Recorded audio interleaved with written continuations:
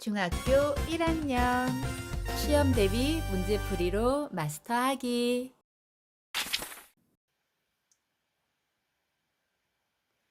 모모생각 과학 공부 문제풀이 하면서 요점 정리 해보기로 해요. 오늘은 네 번째 시간. 오늘도 생물의 다양성에 대해서 문제 풀어보죠. 예, 이 영상이 도움이 됐다면 구독과 좋아요 부탁할게요. 그럼 문제 풀어볼까요? 문제 13번 목이 긴 갈라파고스 땅거북이 나타난 과정을 순서대로 옳게 나열한 것은 했습니다. 목이 긴 갈라파고스 땅거북이 나타난 그 과정인데요. 그럼 A부터 D를 보면서 어떤 이유로 인해서 어떤 과정을 통해서 나타났는지 한번 찾아보도록 하죠. A. 목이 짧은 갈라파고스 땅거북이 무리는 주로 풀을 먹으며 생활하였는데 이 무리에 다른 거북보다 목이 조금 긴 변이를 지닌 거북도 있었다라고 설명해 두고 있네요. 아마 이것은 조금 앞에 있어야 될 것 같아요. 즉 목이 짧은 애들 속에서 목이 긴 거북이 나타났다는 것을 서두에서 말하고 있고, 그것이 환경에 적응해서 세대를 거듭해서 지금의 하나의 목이 긴 종이 결론상 나타났다라고 이렇게 해야 될 것 같습니다. 그래서 앞에 있어야 되고, B를 볼까요? B. 일부 거북들이 키가 큰 선인장이 자라고 있는 섬으로 이주하게 되었다. 일부 거북들이니까 목이 짧은 거, 긴 거 섞어서 어느 다른, 즉 키가 큰 선인장이 자라고 있는 그 지역으로 이주하게 되었다. 즉 갈라파고스는 어떤 이유로 인해서 그러니까 되게 수많은 섬으로 이루어진 그런 지역이거든요. 그러니까 그런 지역에 또 다른 이제 하나의 섬이겠죠. 그 섬은 즉 지금 설명에서처럼 키가 큰 선인장이 있어서 그 지역에 맞게끔 이제 목이 긴 거북들이 생존할 수 있었다란 말이 뒤에 따라와야 되겠죠. 한번 볼까요? 오늘날과 같이 목이 긴 갈라파고스 땅거북 종류가 나타났다라고 결론을 맺었으니까 이것은 바로 따라올 것이 아니라 거의 뒤에 마지막에 들어가야 할 문장인 것 같고요. 그럼 D를 볼까요? D. 키가 큰 선인장이 자라는 환경에서 목이 좀 더 긴 거북이, 목이 짧은 거북보다 많이 살아남아서 자손을 남겼고 기 과정이 오랜 세월 동안 반복되었다. 기 과정은 그러한 앞에 부분을 다 얘기해 줍니다.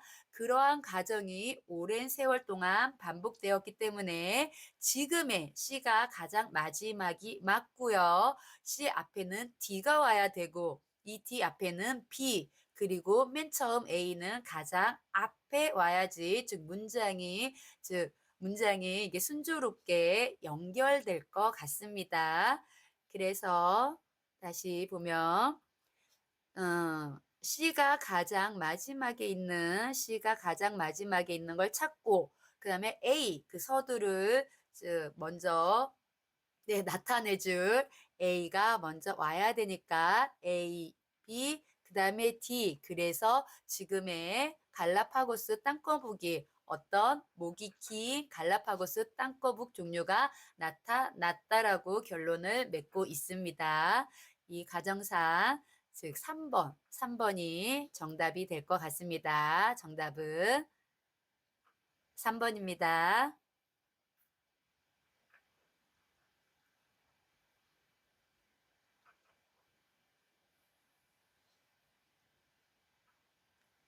너무 올렸네요. 14번 좀 내려서 조금만 크게. 예, 14번 볼까요? 생물의 다양성에 대한 설명으로 옳지 못한 것은 옳지 못한 것을 찾으라고 했죠. 1번부터 볼까요? 1번.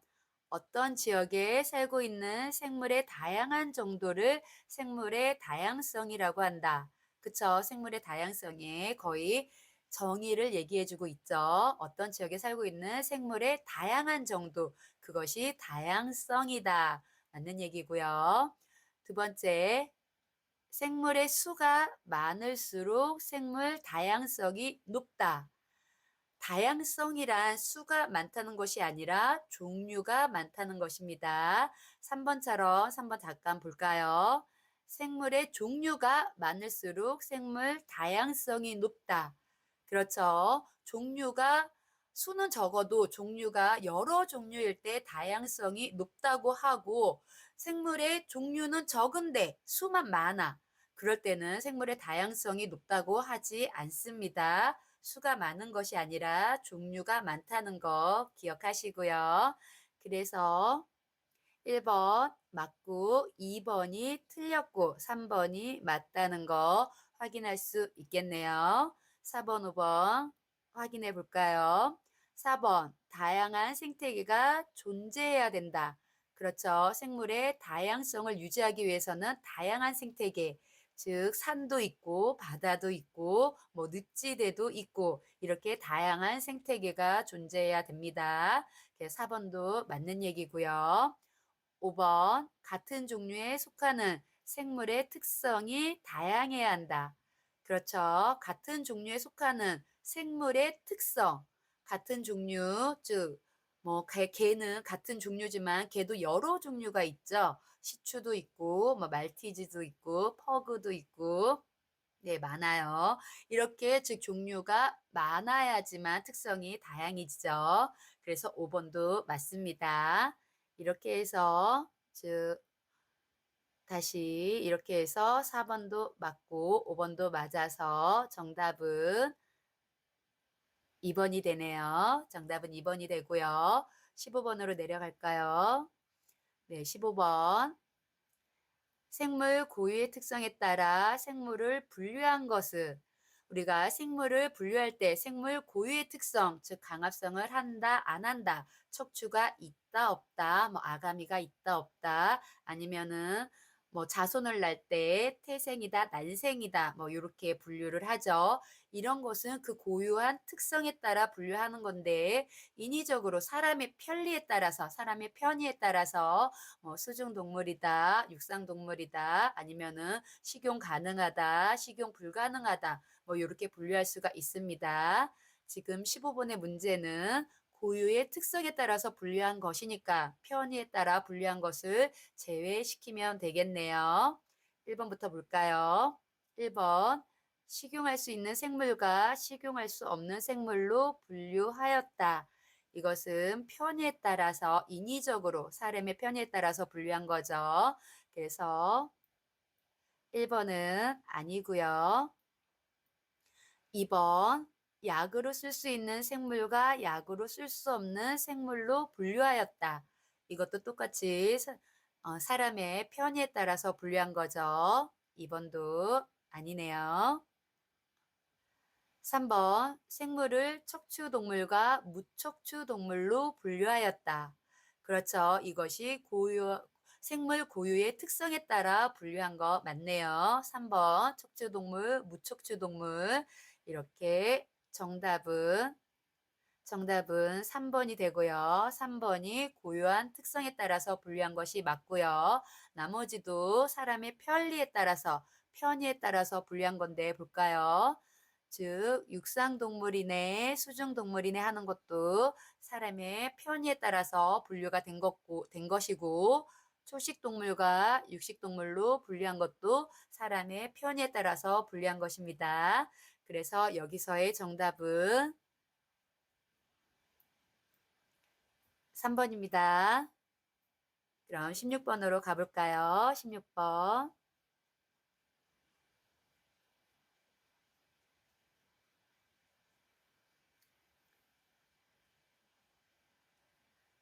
생물의 분류 목적으로 옳지 못한 것은 생물을 분류하는 그 분류하는 목적, 왜 분류를 할까요? 그것에 대해서 나와 있는데 옳지 못한 것을 찾으라고 했으니까 나머지는 그 분류 목적일 것입니다. 그래서 읽으면서 우리가 확인해 보죠.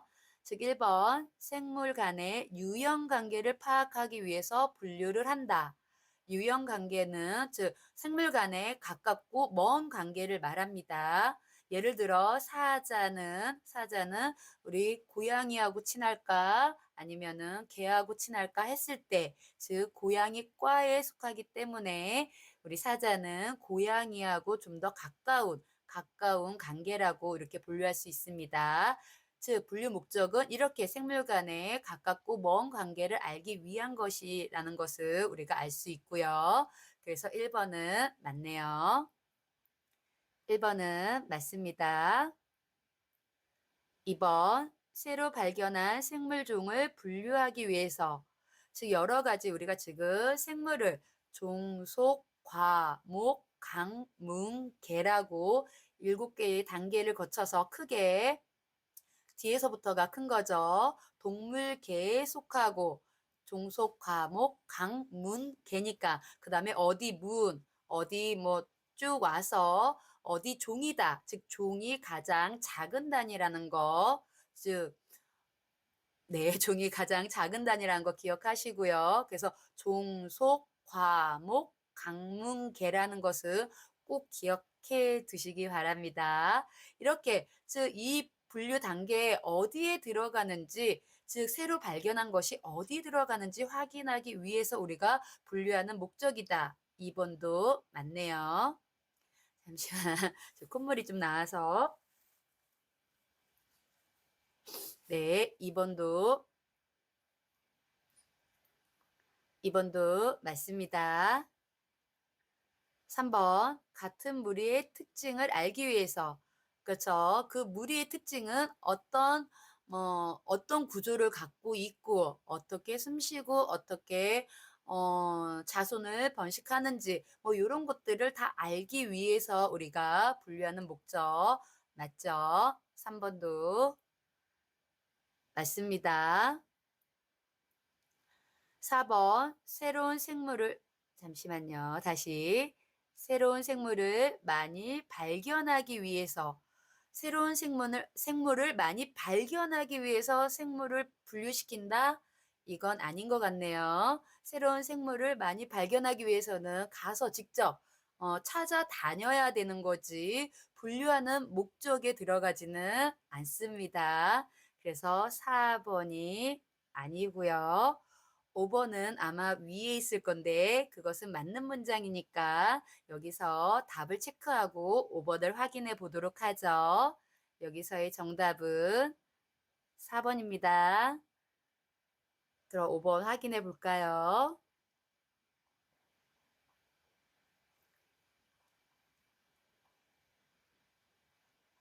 네, 5번 나와 있네요. 5번. 즉, 분류 목적은 생물들 간의 혈통상으로 멀고 가까운 관계를 파악하기 위하여다. 그죠? 유형 관계를 다시 말하면 이렇게 생물 간의 멀고 가까운 관계를 얘기합니다. 그렇기 때문에 1번을 다시 한번 풀이해 준 거라고 볼 수 있겠네요. 그래서 5번도 맞습니다. 이렇게 확인했고요. 그럼 17번 문제 풀어볼까요? 17번 생물 분류 기준이 나머지와 다른 하나는, 즉 우리가 생물을 분류할 때 아까 14번에서도 얘기했듯이 즉 사람의 편의에 따라서 분류를 했는지 아니면 그 생물의 고유 특성으로 분류를 했는지를 보는 건데, 여기서는 음, 나머지는 하나가 즉 편의에 따른 것 같고 나머지는 다 생물 고유의 특성에 따라 분류된 것 같네요. 한번 여기서는 꼭 기억해야 될 것 같고요. 볼까요? 유전자는 고유한 특성에 따라서 번식 방법도 즉 고유한 특성, 강합성을 한다, 안 한다도 고유한 특성에 따라서 몸의 구조도 고유한 특성인데, 여기서 지금 서식지 다른 색으로 해볼까요? 서 서식지만 즉 어디서 산다, 뭐 육상에서 산다, 수중에 산다 이렇게 서식지만 사람의 편의에 따라서 분류한 것인 것을 볼 수 있겠네요. 그래서 정답은 4번입니다. 4번이고 아래의 그림을 확인할까요?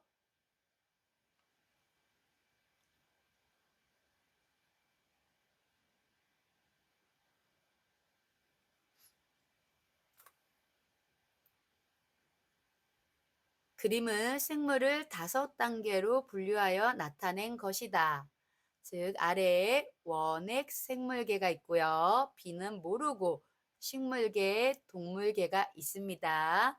그럼 여기 지금 A, B에 집어넣자면 우리가 원핵 생물계 다음에 크게 분류했을 때 B는 여기 없는 원생 생물계가 되고요. 원생 생물계.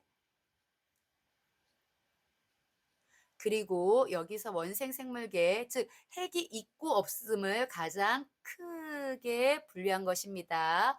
원핵 생물계는 이름에는 핵이 있지만 이 원핵 생물계는 핵을 갖고 있지 않은 생물들의 그 모임이라는 거, 물이라는 거 기억하시고요. 그래서 핵이 없는 즉 생물들의 이름입니다. 그 물이고요. B는 원생 생물계, 그리고 식물계, 동물계인데 하나 없는 것이 A가 균계가 되겠습니다.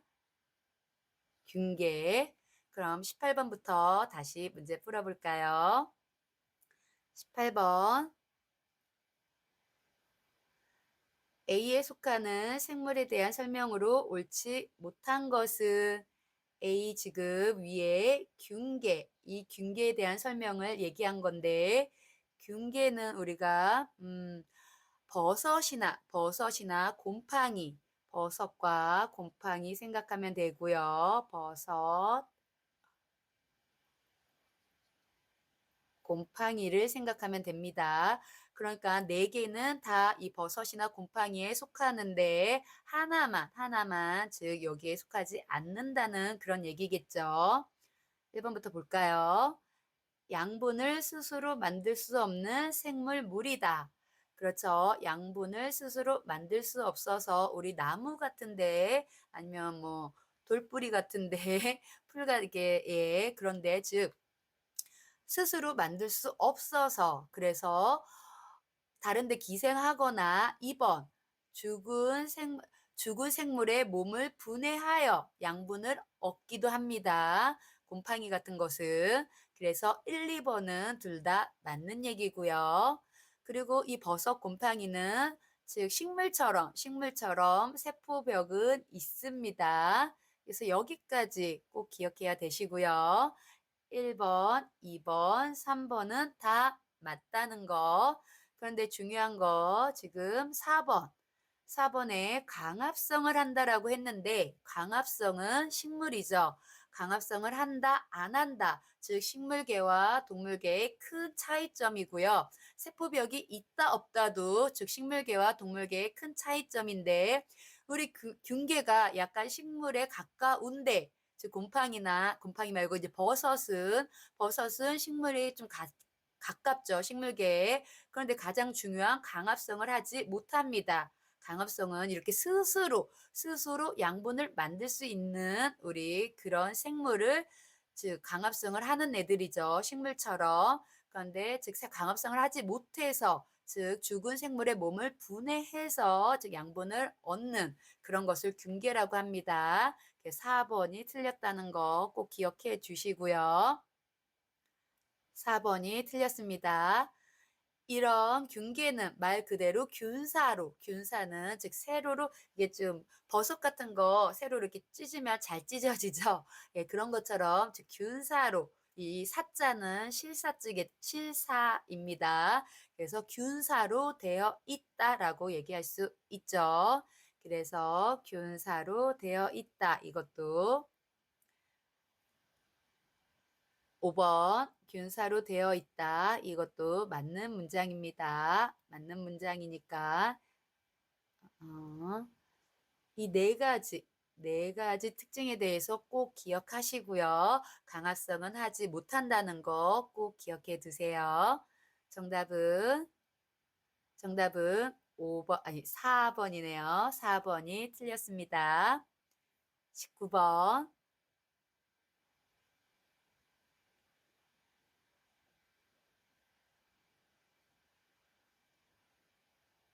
네. 그럼 여기서 19번 비에 속하는 생물끼리 옳게 짝지은 것은 했습니다. 비가 원생 생물계죠. 그러니까 식물계에도 동물계에도 그리고 균계에도 속하지 않으면서 핵은 있는 거 이렇게 찾으면 되는데 하나씩 볼까요? 즉 여기서 1번 좀 이렇게 하죠. 새뜨기, 고사리, 우산이끼는 식물계에 속합니다. 식물계.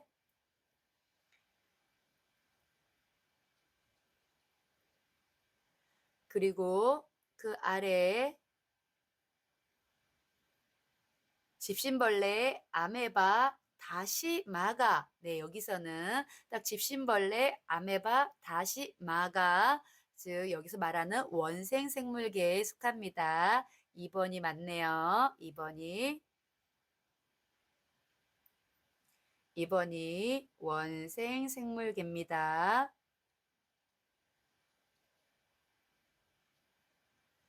그럼 젖상균이나 푸른 곰팡이, 대장균, 젖상균, 푸른 곰팡이, 대장균, 곰팡이는 아까 균사라고 했죠. 대장균이나 젖상균은 어디가 될까요? 세균이죠, 세균. 아까 세균은 핵이 없이 빨리빨리, 즉 번식이 빠른 그런 원핵 생물계에 속합니다. 원핵이고요. 그래서 원핵으로 가야 하고요. 아래 여기도 불가사리, 해파리, 달팽이 동물이죠. 동물이고요. 마지막 5번 느타리 버섯이 있네요. 균계고요. 새뜨기, 검은 곰팡이 이것도 균계고요. 새뜨기는 식물계죠. 이렇게 해서 분류를 했기 때문에 정답은 원생 생물계를 찾아라 했으니까 정답은 2번입니다. 2번. 네, 종류가 뭐뭐 있는지 한 세네 개 정도는 꼭 기억해야 된다는 거. 좀 기억이 안 난다 싶으면 선생님 저기 다른 강의 영상에 있으니까 다시 한번 보는 것도 좋겠네요. 네, 그럼 한 문제만 더 하고 한 문제만 더 풀어보죠.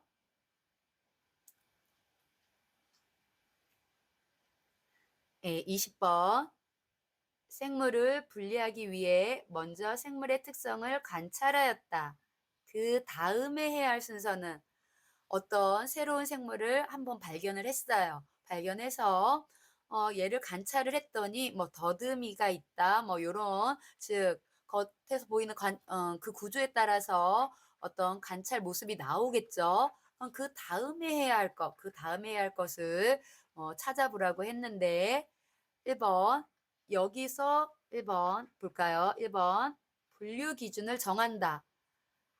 여기서 분류 기준을 정하면 어떤 분류가 있어서 이제 거기에 이제 어떻게 가깝고도 먼 것을 이제 들어가야 되는데 이 생물을 보고 분류 기준을 정하면은 그거는 안 될 것 같네요. 네.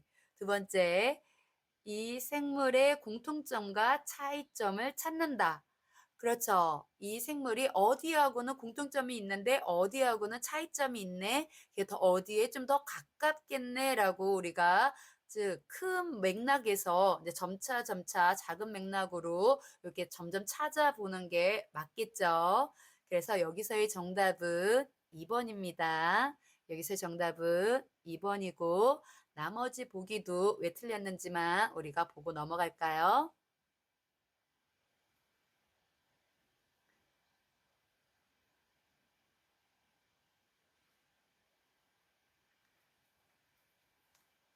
네, 3번. 어떤 생물을 찾았는데 그것을 더 큰 무리로 나눌 필요는 없죠. 그래서 3 번도 아니라는 거. 그것을 더 작은 무리로 나눈다. 일단은 먼저 작은 무리로 나가려면은 일단은 먼저는 어디하고 가까운지를 파악하고 나서 나가야겠죠. 그래서 4 번도 아니고요. 공통 5 번 다시 볼까요? 공통점을 가진 생물끼리 무리를 지어서 나눈다. 공통점을 가진 생물끼리 무리를 지어서 나누어도 되지만 이것은 그 전의 단계라고 생각할 수 있고요.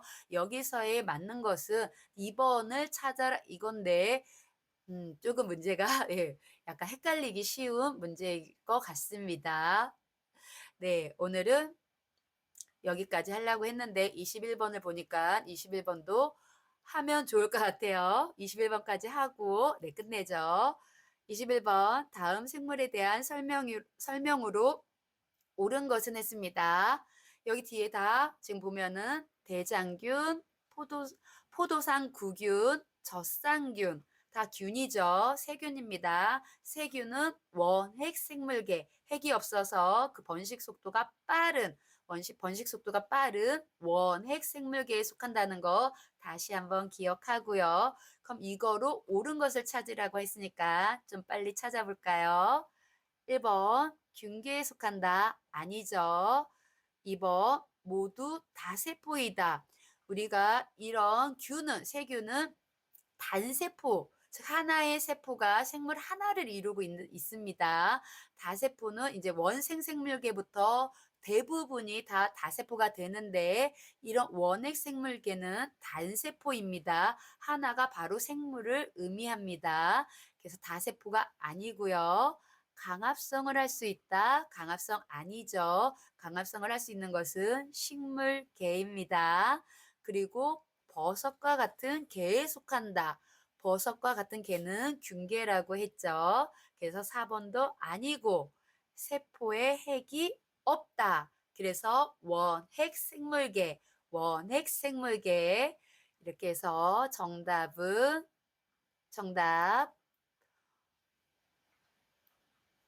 5 번이 된다는 거 확인할 수 있겠네요. 예. 이렇게 우리가 생물의 다양성이 조금 그렇게 크게 어렵지는 않지만 뒤로 갈수록 아까 말했던 그 생물의 단계나 이렇게 생물 5가지 개에 대해서 조금 외워야 할 부분이 있다는 거 그러니까 좀 공부가 필요하다는 거 기억하시고요. 네 오늘도 이렇게 영상 보면서 공부하느라고 참 많이 고생했습니다. 그럼 다음 시간에는 이 다음 문제와 또 이제 우리 2 단원도 또 문제 풀어 봐야 되겠죠. 그래서 조금 좋은 문제들 다시 엄선해서 문제풀이 하면서 요점 정리하도록 할 테니까 우리는 또 다음 시간에 다시 보기로 하죠. 그럼 남은 시간 즐겁고 행복하게 보내세요. 안녕.